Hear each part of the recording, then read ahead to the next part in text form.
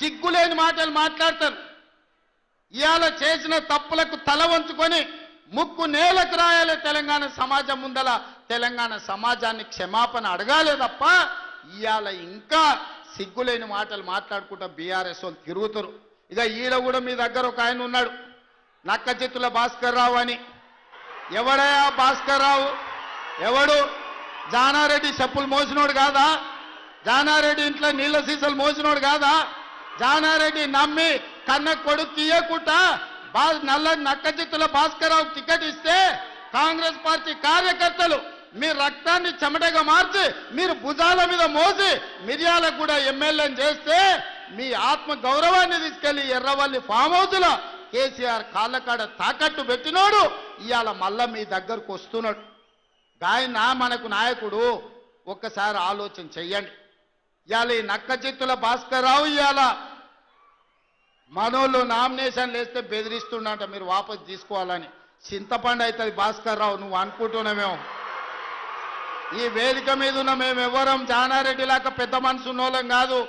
చింతపండు అవుతుంది నువ్వు అనుకుంటున్నావో. నీ తెలివితేటలన్నీ కత్తిపెట్టు, పోతావు మళ్ళా ఖమ్మం ఇట్లకెళ్ళ కూడా ఉండవు. నువ్వేదో తెలివితేటలు అనుకొని ఇక్కడ ఉన్నోళ్ళని బెదిరిస్తా. నాకు జానారెడ్డి సార్ తెలుసు, నాకు రఘువీరెడ్డి సార్ తెలుసు, లేకపోతే నాకు సుఖేందర్ రెడ్డి సార్ తెలుసు, ఈపులు వలిగేటప్పుడు అడ్డం వస్తారు అనుకుంటున్నామేమో. ఎవరు అడ్డం రారు. వాళ్ళందరూ నాకు చెప్పారు పలగాల్సిందే చింతపండు కావాల్సిందే భాస్కర్ రావు కానీ. వాళ్ళందరిని అడిగినా ఏం సంగతి అని. ఇక ఏం లేదు చింతపండు కావాల్సిందే, చింతపండు చేయని చెప్పారు. అందుకే కాంగ్రెస్ పార్టీ కార్యకర్తలకు నేను చెప్పదలుచుకున్నా, ఎవరు భయపడాల్సిన పని లేదు. ఇట్లాంటి నక్కచిత్తులో చాలా మంది వస్తుంటారు. ఈ వినయాలన్నీ మన దగ్గర వనికిరావు. నమ్మి ఎమ్మెల్యేని చేస్తే నాగార్జున సాగర్ ఉప ఎన్నికలు జానారెడ్డిని ఓడగొట్టడానికి ఇల్లు తిరిగిండు. ఇంతకంటే మోసగాడు ఎవడని ఉంటాడా? ఇట్లాంటి మోసగాళ్ళని గెలవనిచ్చారంటే మిర్యాలకు కూడా గౌరవమే పోతుంది. అందుకే మిత్రులారా, ఈ మున్సిపల్ ఎన్నికల్లో ఈ వేదిక మీద నుంచి నేను ఒక్కటే మాట చెప్పదలుచుకున్నా. మిర్యాలగూడ నల్గొండ జిల్లాలో ఉండే 18 మున్సిపాలిటీల మీద నాకేం ఆలోచన లేదు, నాకేం రంది లేదు. 100% మీరు గెలిపిస్తారు, నాకు నమ్మకం ఉంది. కానీ రాష్ట్రంలో 123 గెలిచి తీరాలి. ప్రజలకు ఈరోజు సంక్షేమం అందాలి అంటే, తెలంగాణ రాష్ట్రం అభివృద్ధి జరగాలి అని అంటే ఈ 2 ఏళ్లలో తెలంగాణ మున్సిపాలిటీలలో 17,472 కోట్ల రూపాయలు మనం ఖర్చు పెట్టినాం. కేవలం నల్గొండ జిల్లా మున్సిపాలిటీలకు 2,028 కోట్ల రూపాయలు ఖర్చు పెట్టినాం. మీ మిర్యాలగూడ మున్సిపాలిటీలో 295 కోట్ల రూపాయలు నిధుల మంజూరు చేసినాం. ఇవన్నీ మీ సమస్యలకు పరిష్కారం సరిపోతాయంటే సరిపోవు. భవిష్యత్తులో 1000 కోట్ల రూపాయలు తీసుకొచ్చి మీ మున్సిపాలిటీలను అభివృద్ధి చేసే బాధ్యత నాది. మున్సిపల్ శాఖ నా దగ్గరనే ఉంది. స్వయంగా నేనే పర్యవేక్షిస్తున్నా. మీ మిర్యాలగూడానికి ఏం కావాలనో, నల్గొండ మున్సిపల్ కార్పొరేషన్కి ఏం కావాలనో, నాగార్జున సాగర్లో ఇండ్ల పట్టాలు ఇచ్చారు, కొన్ని పెండింగ్ ఉన్నాయి. జయవీర్ వచ్చి నాకు చెప్పిండు, ఎన్నికలు అవ్వంగానే మీ నాగార్జున సాగర్లో ఉన్న మున్సిపాలిటీ నందికొండలో ఉన్న ఇండ్ల పట్టాల సమస్యను కూడా ఇవాళ పరిష్కరించే బాధ్యత మన ప్రభుత్వం తీసుకుంటుంది. అందుకే ఇవాళ వడ్డించేటోడు మనోడు ఉన్నాడు, కానీ అడిగేటోడు కూడా మనోడు ఉండాలి. ఎవడన్నా అవతలోడు ఉంటే మంత్రులను అడగడు, మంత్రుల దగ్గరికి ఓడు. మనోడై ఉండాలి, మంత్రుల దగ్గరికి పోయేటోడు ఉండాలి. వెనకటికి పెద్దోళ్ళు చెప్పారు, మట్టి పనికి పోయినా ఇంటోడే పోవాలని. మరి ఇవాళ మీ మున్సిపాలిటీలు గెలవాలంటే కౌన్సిలర్లు, కార్పొరేటర్లు మనోళ్ళు ఉండాలి. అందుకే ఆలోచన చేయండి.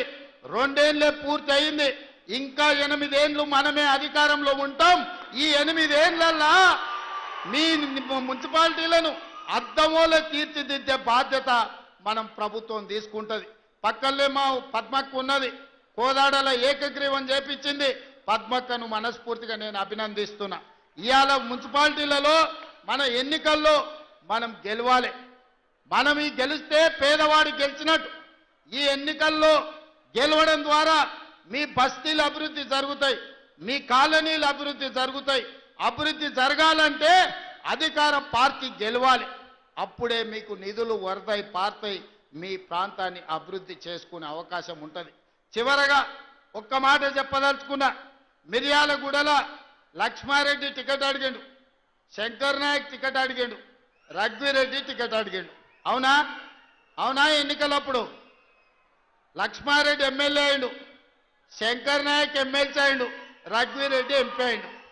ఏ నన్న మూడు మూడు పదవులు ఒక ఎమ్మెల్యే అడిగిన టికెట్లలోకి వచ్చినావా మీరు ఆలోచన చేయరు. మా కొడంగల్లో కూడా నేను ఇచ్చుకోలేకపోయినా, కానీ మిర్యాలగూడ కార్యకర్తల అదృష్టం టికెట్ అడిగిన ముగ్గురికి ఒక ఆయన ఎమ్మెల్సీ, ఒక ఆయన ఎమ్మెల్యే, ఇంకొక ఆయన ఎంపీ అయిండు. మీరు ఒక్క ఓటేస్తే మీరు ముగ్గురు సేవకులు మీకు వచ్చారు. అదనంగా మీకు వెంకటరెడ్డి ఉత్తమ్ కుమార్ రెడ్డి గారు మంత్రులుగా మీకు అందుబాటులోనే ఉన్నారు. కాబట్టి మిర్యాలగూడ ప్రజలు అదృష్టవంతులు.